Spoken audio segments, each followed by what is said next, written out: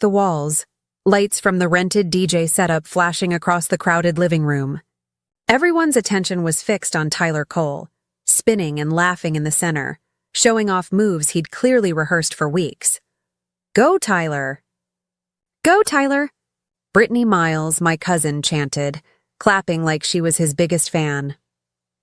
Before we begin, drop a comment and tell us where are you from and from which city you're watching our videos. And after watching the whole video, don't forget to tell us, what would you do in this situation? Be honest, tell me in the comments below. We read every comment. Let's begin.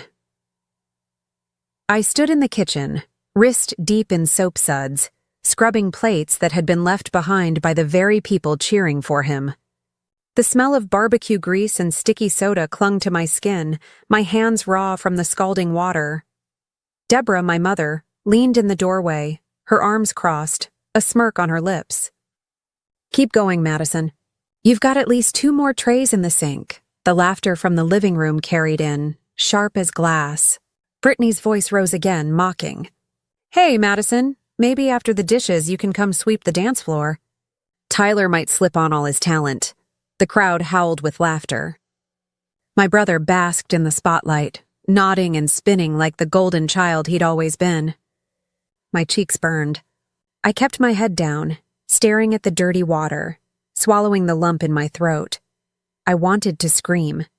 I wanted to throw down the sponge and ask why I was always the servant while Tyler got the applause. But I knew what would happen if I spoke up. Deborah's icy glare, the mocking stares, the dismissal, so I said nothing. My lips pressed into a thin line. The clatter of silverware in the sink was swallowed by the next track booming from the speakers. Tyler raised his hands like a star, bowing as the crowd chanted louder. "Madison," Deborah's voice cut like a whip.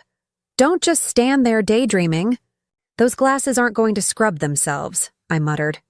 "Yes, Mom," my voice barely audible over the music. Then, the sound that changed everything, the front door opening. The hinges groaned, followed by the solid thud of heavy footsteps. The energy in the room shifted instantly. The clapping faltered. Conversations trailed off. Even the music seemed smaller. Henry Cole, our grandfather, stepped into the living room. 81 years old, but commanding more presence than anyone else alive. His posture straight despite the cane tapping rhythmically against the wood floor. His sharp gray eyes swept the room. He took in the sight. Tyler surrounded by fans. Deborah with her smug expression and me in the kitchen, my hands dripping with soapy water. His jaw tightened. "What's happening here?" His voice wasn't loud, but it carried through every corner like steel grinding against stone. No one spoke. Brittany shifted uncomfortably, her drink trembling in her hand. Tyler forced a laugh. "Grandpa, we were just having fun. Madison wanted to help with the cleanup, that's all." "That's all?" Henry's gaze cut through him, then landed on Deborah. "Your daughter is in there scrubbing plates while your son plays king?" Deborah's smile faltered. "Dad, it's not what it looks like. It's exactly what it looks like." His tone was final. He stepped closer, each tap of his cane making the silence grow heavier. Then his eyes softened when they met mine. "Madison," he said firmly, "dry your hands." My throat tightened. Slowly, I grabbed a towel and wiped my trembling fingers, the room watching every small movement. Tyler's jaw twitched. Deborah's eyes narrowed, but she said nothing. Henry reached into the pocket of his blazer. For a second, no one breathed.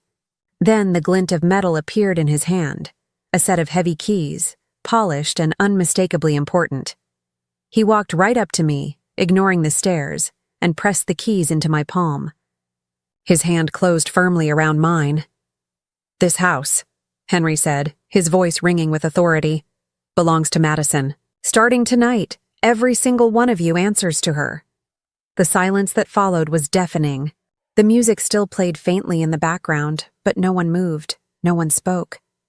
Tyler's face went pale, his mouth opening then shutting like he couldn't find words. Brittany gasped, her drink nearly spilling. Deborah's face drained of color, her lips parting in disbelief. The cool weight of the keys sank into my skin. For the first time in my life, the power was mine. I raised my eyes, meeting every shocked stare in the room. My chest no longer felt hollow. The shame was gone, and I knew everything had just changed. The keys felt heavier in my hand than any dish I'd scrubbed that night. For a moment, no one moved. The partygoers, once roaring with laughter, now stood frozen like mannequins. The bass thumped faintly in the background, but the life had been sucked out of the room. Tyler was the first to break. He stepped forward, his sneakers squeaking against the floor. "This has to be some kind of joke." His voice cracked with disbelief. "Grandpa, you can't just hand her the house. I'm the one who deserves it. I've been—" "Enough." Henry's tone slammed through the air. "Deserve? You prance around the living room like a show pony while your sister works in the shadows. And you call that deserving?" Tyler's face reddened. His fists clenched, though his voice wavered. "You don't understand, Grandpa. Everyone loves me. People come here for me. She just hides in corners. She doesn't know how to take care of anything." The words hit me like stones. My instinct was to shrink back, to let the moment pass. But then I felt the weight of the keys again, cool and solid in my palm. My chest rose and fell. For once, I didn't look down. "Maybe I don't put on a show," I said quietly, my voice trembling at first but steadying with each word. "Maybe I don't need to." The room shifted. Eyes snapped to me. My stomach twisted, but I held my ground. Deborah moved fast, her heels clicking as she crossed the floor. Her smile was brittle, too wide. Her voice coated with honey that didn't reach her eyes. "Dad, please, you're making a scene in front of everyone. Let's just talk privately. Madison doesn't want the burden of a house. She wouldn't even know where to start." Henry's cane struck the floor with a sharp crack. "You think I don't see what's happening under my own roof? You've let this family forget what respect means. Madison has more strength in her silence than the rest of you have in your noise." Brittany scoffed, trying to inject some of her usual arrogance into the tense air. "Seriously? Madison couldn't even host this party without breaking down. She's not built for it." I cut her off, surprising even myself. "Tyler's built for applause, not responsibility." The words came out sharp, like they'd been waiting years to escape. Tyler's eyes widened. For once, he had no quick comeback. Gasps rippled through the room. I could feel the blood rushing in my ears, but I didn't lower my gaze. Deborah's voice turned icy. "Madison, you need to stop. This attitude won't be tolerated." Henry snapped his head toward her. "Attitude? You humiliate your daughter in front of guests, reduce her to a servant, and now you want to silence her when she finally speaks?" Deborah flinched, her painted smile gone. The partygoers shifted uncomfortably, their earlier laughter replaced with guilt-ridden stares. A few looked away, embarrassed to have cheered for Tyler while I scrubbed dishes. Tyler's jaw clenched. He stepped closer, his voice rising, desperate. "This isn't fair. I'm the one everyone respects. I'm the one who should carry the Cole name forward, not her." "Respect?" Henry's voice was low now, dangerous. "Respect isn't handed out like applause at a party. Respect is earned, and you've done nothing but prove you don't deserve it." The silence that followed was suffocating. Tyler's eyes darted toward me, venom flashing. "You think you're better than me now, Madison? Because Grandpa gave you some keys?" I felt the anger bubbling in my chest, but I kept my voice calm. "No, I think I'm tired of being treated like I'm less than you. Tonight just proved I don't have to accept it anymore." The room went still. Even the music seemed to die in the background, the DJ frozen behind his setup. Deborah's face twisted, her desperation leaking through. "Dad, you can't just decide this in front of everyone. Think of the family's reputation." Henry raised his chin, his words sharp and final. "The family's reputation will be restored when we stop pretending arrogance is success and cruelty is strength. Madison is the future of this house. Not Tyler, not you." Brittany's mouth dropped open. Tyler looked like the ground had been ripped from beneath him. Deborah staggered back a step, her hand pressed to her chest, the keys pressed deeper into my palm. My heart hammered, but for the first time in years, I wasn't afraid of their stares. I looked straight at Tyler, my voice steady. "You had your spotlight. It's over." The collective gasp was almost louder than the music had ever been. Tyler's face twisted, but he didn't speak. Henry placed a firm hand on my shoulder.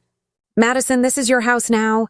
Tomorrow we start making changes." And just like that, the party that was meant to celebrate Tyler turned into the night. Everyone realized the power had shifted. The room wasn't laughing anymore. It was holding its breath. The party ended in a blur of whispers and stiff goodbyes. Guests shuffled out quickly, avoiding eye contact, murmuring as if they'd witnessed something too raw to process. By the time the last door shut, the house felt different, quieter, heavier, charged with a tension that crackled in the air. Tyler slumped onto the couch, his face still flushed. "This is insane," he muttered, shaking his head. "Grandpa's lost it." "You really think you can handle this, Madison?" Deborah stood near the window, her nails tapping against the glass. She didn't look at me, only at her reflection, her jaw tight. "Tyler's right. This isn't sustainable. Dad is emotional. He'll realize his mistake." Henry lowered himself into a chair, resting his cane across his knees. His voice was calm, but it carried steel. "I don't make mistakes, and you two should think carefully before questioning me again." Deborah's smile was brittle. "Dad, I'm just saying this is a lot of responsibility for a girl who's never even—" "Don't finish that sentence," Henry warned. His eyes pinned her in place until she looked away. I stood by the kitchen island, the key still in my hand, my heart pounding. Every second felt unreal. I wanted to believe I had power now, but Tyler's glare cut through me like knives. His eyes promised this wasn't over. When Henry finally excused himself for the night, retreating upstairs, the silence he left behind was suffocating. Deborah turned to me slowly, her voice low, controlled. "Enjoy this moment, Madison, because it won't last. You don't belong in charge. You never will." Tyler leaned forward, elbows on his knees, his smirk cold. "You think one speech from Grandpa changes everything? Tomorrow people will laugh about this. You'll crumble. You always do." My throat tightened, but I refused to look away. I clutched the keys so hard they dug into my palm. "Maybe I've crumbled before," I said, my voice steady, "but not anymore." I walked past them without waiting for their response, heading to my room. For the first time, I locked my door, not because I was afraid, but because I wanted to feel what it was like to hold a boundary. The next morning, sunlight streamed through the windows, too bright for a house that felt divided. I came downstairs early, the keys clipped to my jeans, my head buzzing with nerves. Deborah was already at the table with her coffee, scrolling on her phone. She didn't look up when she spoke. "I've booked a meeting with a realtor. We're going to fix this mess before your grandfather gets carried away." My stomach clenched. "You can't sell the house.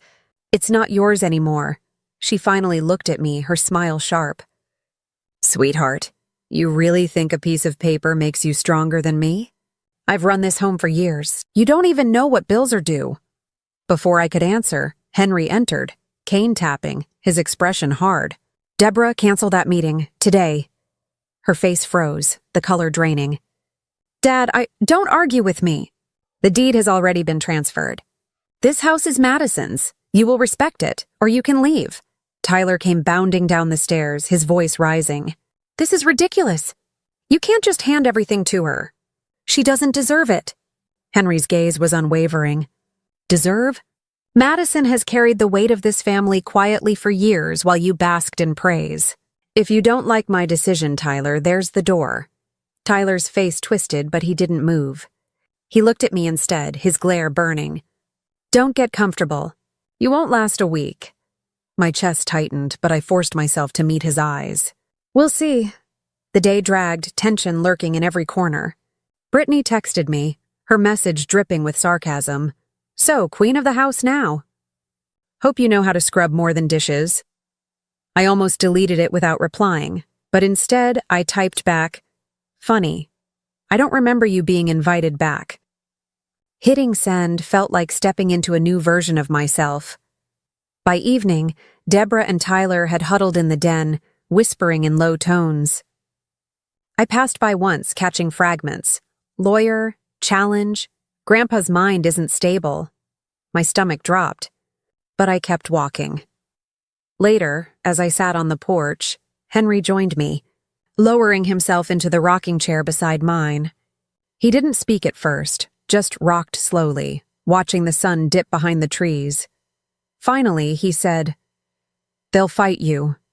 They'll try everything to tear you down. But Madison," he turned to me, his eyes sharp even in the fading light, "don't forget why I chose you. You know pain. And people who know pain also know strength." I swallowed hard, my throat tight. What if they're right? What if I can't handle this? His voice softened, but his words cut deep. Then prove them wrong. Not with shouting. Not with arrogance. With actions. This house will show who you really are. The keys clinked lightly against my leg. For the first time, I didn't just feel their weight, I felt their promise. Inside, I heard Tyler's laughter, mocking, plotting. But outside, with Henry's hand firm on mine, I realized something.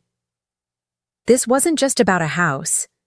It was about finally standing up, after a lifetime of being told to stay small. And I wasn't backing down. The tension finally snapped 3 nights later. I walked into the living room to find Tyler pacing like a caged animal, his voice raised. "This is insane, Mom. We can't just let her sit there with the keys like she owns the place." Deborah's tone was sharp, controlled. "I've already spoken with an attorney. If we prove your grandfather was pressured, the deed transfer won't hold. Madison doesn't have the capacity to run this household." Her words sliced through me, but before I could speak, Henry appeared in the doorway. He leaned on his cane, his presence instantly silencing them. "Is that what you think, Deborah? That I've lost my mind?" Deborah's face drained. "Dad, I didn't mean—" "You meant every word," Henry said coldly. "And it disgusts me." Tyler crossed his arms, glaring at me like I was the problem. "This isn't fair. She didn't earn it." My pulse hammered, but I held my ground. "You want to talk about earning, Tyler? I've done every chore in this house while you danced for applause. I've been invisible while you played the favorite. I didn't ask for this. Grandpa gave it to me because he saw what you refused to." Tyler sneered. "And what's that?" "That strength doesn't come from being loud," I shot back. "It comes from surviving being ignored." The room went still. Even Deborah faltered, her mouth parting, but no sound coming out. Henry stepped forward, his cane striking the floor with authority. "Madison is the heir to this house. That decision is final. If either of you cannot live with that truth, you are free to leave under your own power." Tyler's face twisted. For a second, I thought he might explode. Instead, he turned on his heel and stormed upstairs, slamming his door so hard the walls rattled. Deborah stayed frozen, her hands trembling around her phone. For once, she had no clever remark, no cutting words. Henry looked at me, his expression softening. "Don't let their bitterness poison you. Hold steady. This house needs a new kind of leader." I nodded, my throat tight. "I won't let you down." That night, as I walked through the halls, the house didn't feel suffocating anymore. It felt alive, like it had been waiting for me to claim it. Every framed photo, every creak in the floorboards, it all belonged to me now. The next morning, I made my first decision. I gathered everyone still under that roof, Henry, Deborah, Tyler, and stood in the living room where the humiliation had started. My palms were sweaty, but my voice didn't shake. This house will no longer be a stage for favoritism or cruelty. Things are going to change. Chores, bills, responsibilities, they'll be shared fairly. If you don't like that, you know where the door is. Deborah's lips pressed tight, but she didn't argue. Tyler stared at me, rage simmering, but even he didn't speak. For the first time, I wasn't the one lowering my eyes. I was the one setting the rules. The house keys still rest in my pocket every day. Not as a prize, but as a reminder. A reminder that silence isn't weakness, that endurance builds a different kind of strength, and that no one can erase your worth if you refuse to let them. That night at the party, they thought they had broken me. Instead, it was the night everything changed.